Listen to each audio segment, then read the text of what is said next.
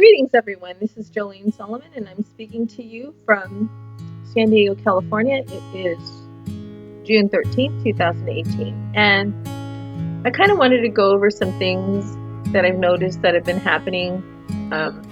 Noticing the statistics of men with a high suicide rate and how nobody seems to be doing anything about it.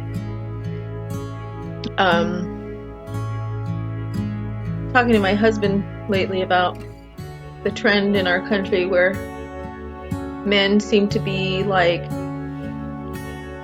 under constant attack, you know.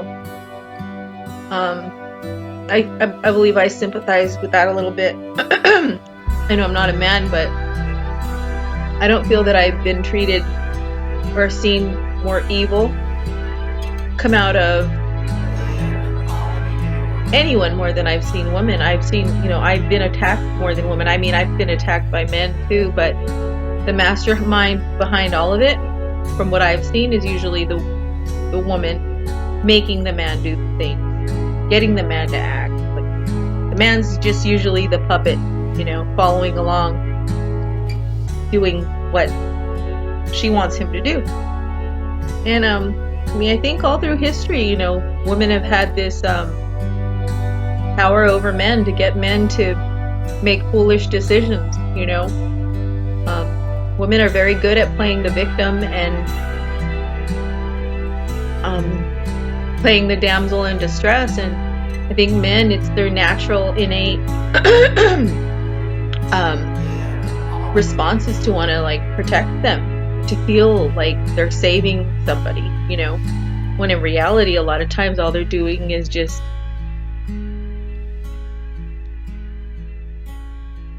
hurting somebody. I was subjected to that. I know growing up, even just seeing my mother, my dad could be pretty mean. He wasn't an angel in all of this. But from what I remember, I seen her be really mean. And now that I'm older and the stuff that she's done to me, I know what she was capable of doing to my father. It's calculated, it's cunning, it's sneaky. She waits. She used to have this way about her. Well, she used to tell my dad, I remember, you'll see, okay? You'll see. I'm like, what do you mean you'll see? You know what I mean? It's like, I knew my dad could be mean, but she can be 10 times meaner.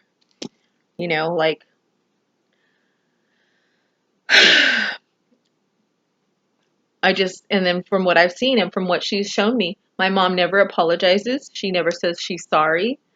What I've come to realize is that the villain plays the victim very well. I've experienced that with my ex-husband and his family. They all play the poor me card. Meanwhile, behind the scenes, they're calculating, planning everything. I have no doubt in my mind that my dad stayed with my mom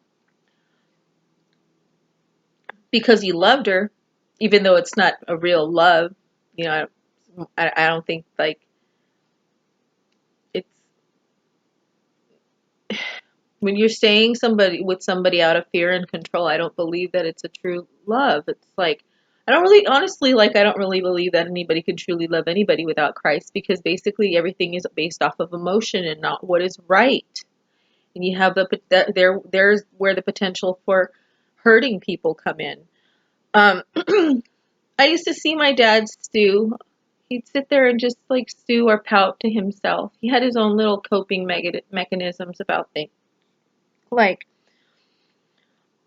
He struggled a lot with his feelings. I think a lot of men do, because men don't have the same type of intimate relationships that women have. Women will cry to each other, will talk to each other, you know.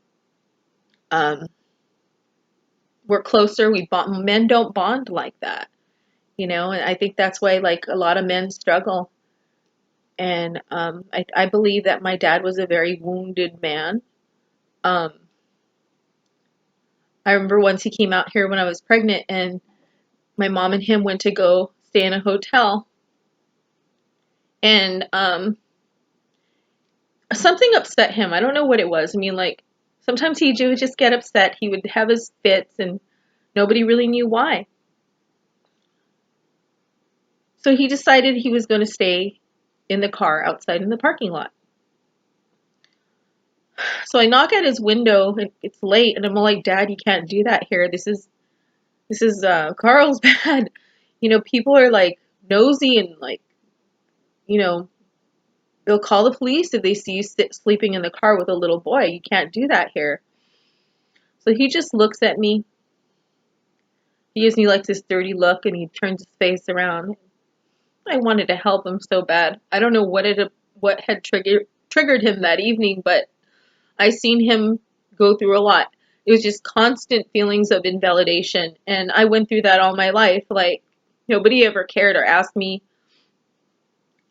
how something makes me feel. And when you don't have that ability if you don't ever know what makes how you feel about something, that leaves you susceptible to predators, abusers that will take advantage of you. That's why I always ask Holly, like, how do you feel about that? I want her to look inside herself. I want her to be able to know, if somebody's treating her bad, you know what? This isn't right. I don't have to take this and go away from that person. When you go through, when you spend a lifetime not really knowing, like, what your feelings are, you basically, like, you get to the point where you pretty much don't know what you feel about anything. You just know that something's not right, but you don't know what to do about it. You don't know it, so it doesn't get dealt with. It just stays stuck in you, um, till you blow up, or you get sick, you have health issues. Um, my mom wants to blame my grandma for my dad's death. She wants to blame me. Um, she I'm the scapegoat child because I'm not the controllable one.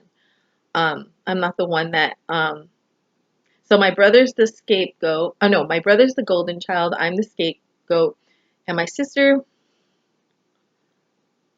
she's one of my mom's flying monkeys, I guess, but she she hasn't really done too good. She's in prison right now. She's struggled with drug addiction. And I believe that is because of the emotional abuse. It was so bad, like constantly being invalidated. Like, I remember being a kid, and my mom would be like, "How come you look so puzzled?" Because now I think about it, and I'm like, wow. If you're constantly like having to, like, if you're like, what? Like, questioning, like, because we're some of us, like, we all have a conscience. We all, deep down, we all know right from wrong. But if somebody's constantly, like, making you question your reality, telling you that never happened, that you're crazy, that you need medication, that's the game that my mom and all her family plays. I also ended up with an ex-husband. His family plays the same game. They did that to my father. You're crazy, you're this, you're that, you're psycho, go get medication. It's and it's a serious thing. It destroys lives. Um, it is so wrong what they do. And honestly, like, I know now, like, I know with everything in my heart that there's a strong correlation between um, emotional abuse and suicide. The only thing, it's very hard to prove it. I know that narcissism is also spiritual, because even psychologists can't put their finger on it, from what I understand and from what I've learned about all of this. Like, it's hard to prove, you know. It's like a devil or a demon that gets into that person, and You know, the only thing that can get it that can remove it is prayer, constant prayer, um, fasting. Because your prayers are even more powerful with fasting, but it can take years, a lifetime. I mean, this can go on for generations. What got me to want to change to want to end this, to want change is the child abduction. I knew something wasn't right. Um, and I became a Christian, and God revealed a lot of things to me. Um,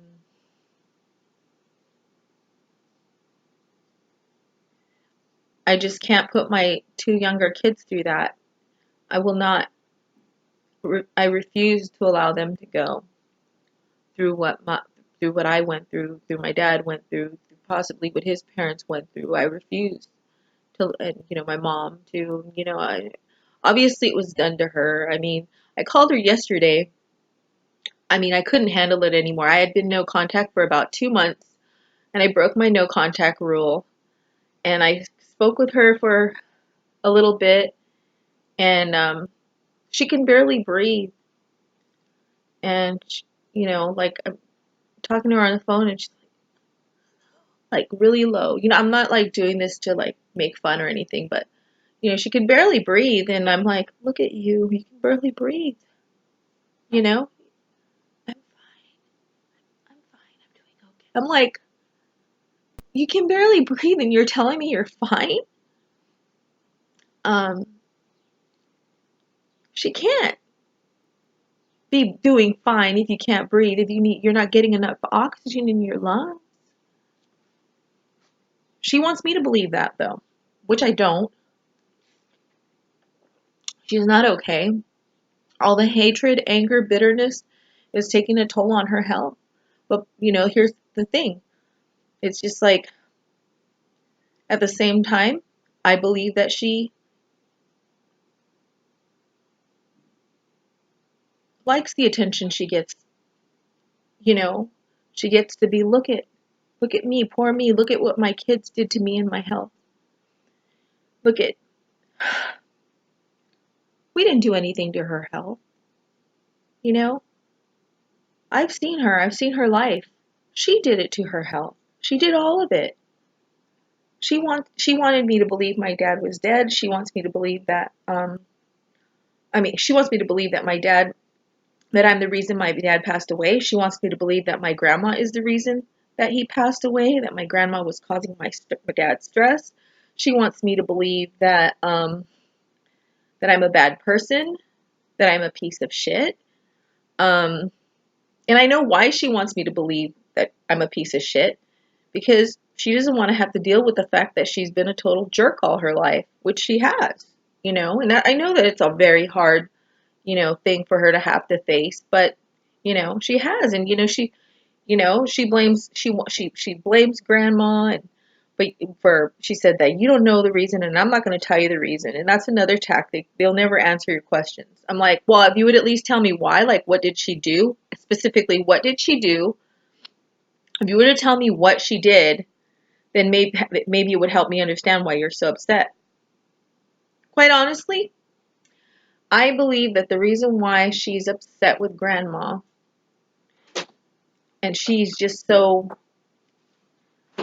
oh yeah, she did say this part. She said that how she treated him, like how she treated your grandma. Look, if my husband could forgive her, he even hugged her and told her if she needed anything.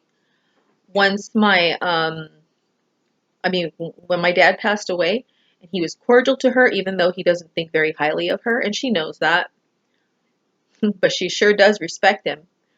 Um, he doesn't really, he thinks very little of her, and that's the truth. Um, he believed my dad was great, especially for what he had to put up with. Uh, People, you got to be kind to people, because there's people out there that are dealing with stuff. I mean, even if you think somebody's mean, there's a reason sometimes. And I know it's hard to like, it's so hard for us as people to like get outside ourselves. It's even hard for me, you know what I mean? Like yesterday I was coming home from walking the dog and this lady um was about to run me over. The light had just turned green and I missed it. She seriously was like running me over and I kind of like, I almost fell back. And she's all, the light was green. And I'm like, I got so hurt. I was like, this lady's willing to kill me because the light was green. I'm like, doesn't the pedestrian get the right of way?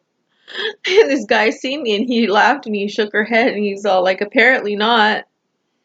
I'm just like, wow, and it's just like, I remember feeling hurt about that. Like yesterday, I remember feeling a little bit, gosh, this lady would like, and I yelled out something to her. I don't like to normally do that, but I yelled something. I told her, the pedestrian gets the right of way, you idiot.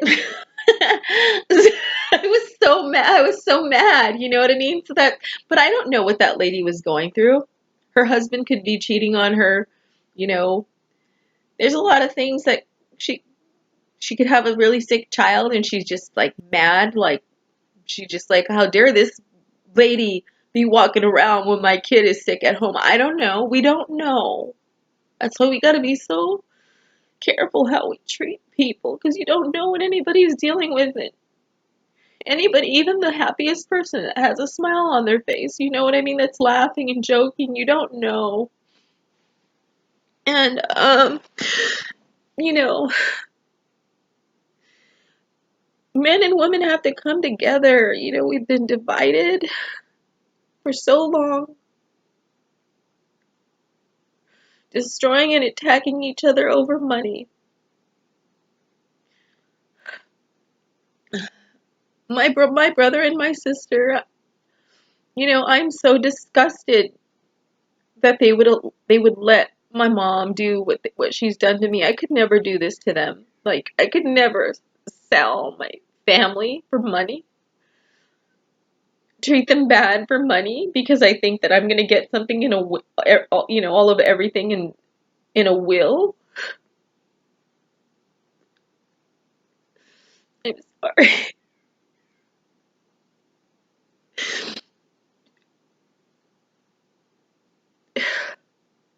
I'm just so disgusted with how money makes people act. I've seen people like hate each other, not speak to each other.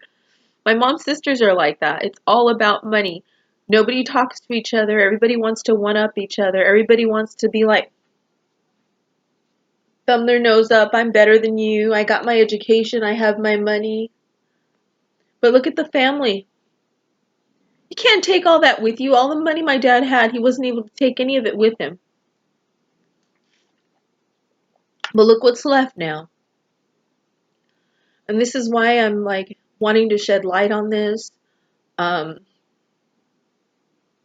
I know that men and women have been played against each other, and I just want it to stop. I want women and men to recognize um, what we're being used against each other for. Like,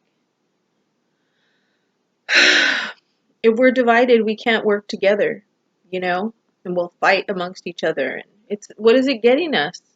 You know, some material things that you can't take with you. Is it really that important that, things are more important than people? It's not. And it shouldn't be. It's not right. Anything that is given that you obtain, that you have to sell your soul for, is not going to last anyways. Like, I know that. Or you might have like all of the money and everything, but you won't have all the promises. That's why the Bible says, seek ye first the kingdom of God. I want the kingdom. I don't just want to have my money but be all alone. It's sitting in a big fancy house with nothing. I've been in places like that. I've had friends that have like these beautiful, amazing houses, but their husbands don't love them. You know, I want everything.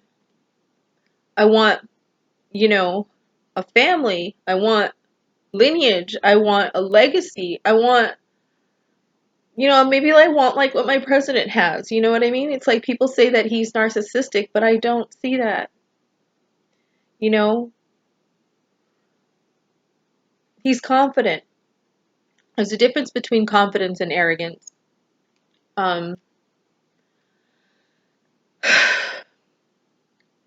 a lot of people don't know the difference. I mean, like, he's got great kids. They all stand by him. They all support him. None of them have any issues. Most narcissists will have kids that have drug problems, that have been to prison. Um, all those things, because the system plays on all of that. They don't help these kids that they're supposed to so-called care about. It's supposed to be in the best interest. It's not.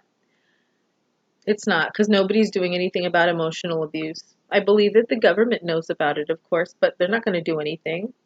It's money for them. It's profit. Keeping people in prison, keeping people enslaved. The only thing that can break this bondage is Jesus. And that's what I'm trying to do. It's a long, hard road. Um,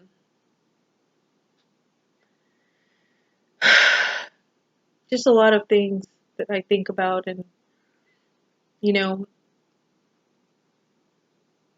it's not fair how my mom is treating my dad's family. I just think that it should be fair. Like, she's treating them like they don't even matter. Like, and I know, like I said, I know that the reason why that she wants somebody to blame so badly, she wants to blame me when I live 2 hours away, and I just stayed away because I didn't want to see him get abused anymore.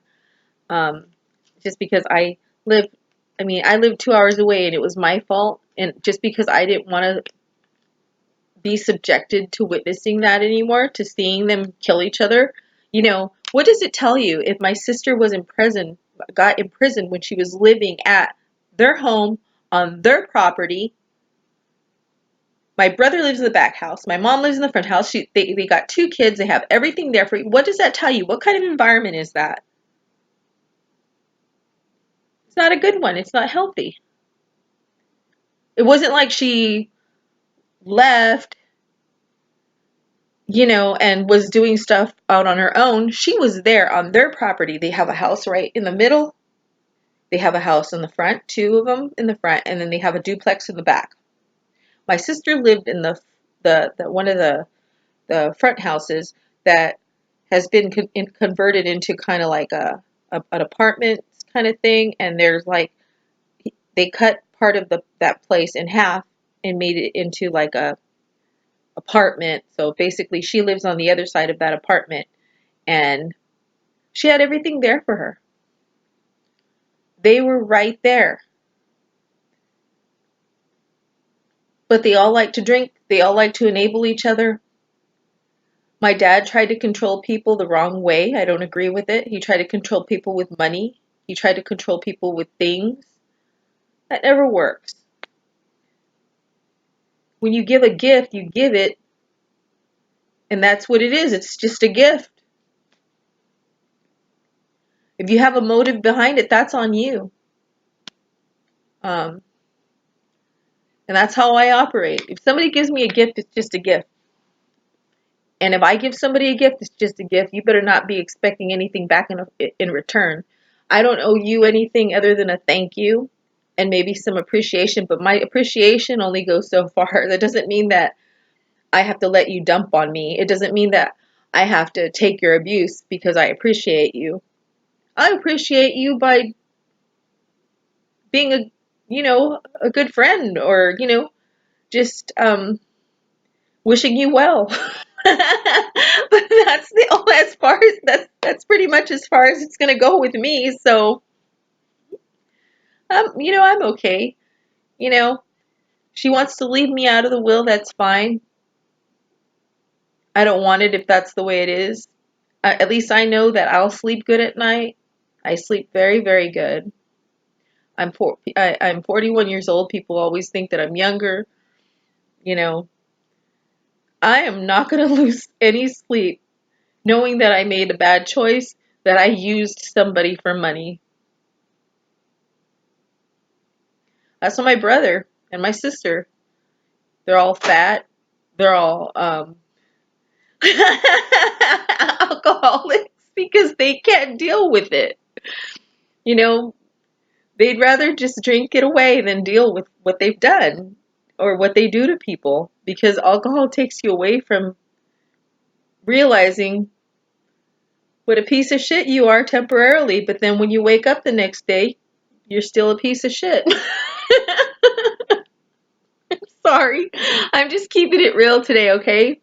I know I'm a Christian. I know that might not be the best language to use right now, but sometimes there are no other words. And that's why I love our president. And I just think that, I just love him. He keeps it real. It's not about what you say. Sometimes it's it's what's in your heart. And it's the truth, you know? Um, why should I sugarcoat it? You know, I've been lied to all my life. Um, I've been used all my life by my family and abused. And I'm going to tell it like it is. I don't care if anybody gets mad anymore. You know what? My feelings didn't matter. What I thought didn't matter for years. I was told that I was crazy and that I needed medication. So this is where I'm at now. If they don't like it, they don't have to watch it. Or my whole goal is to make somebody laugh, to help somebody know that no, you're not crazy. No, you don't need medication. You were dealing with some very sick people. You know, take care of yourself, love yourself, guard your heart. And that'll conclude um, today's topic. And I hope you all have a great day. Bye.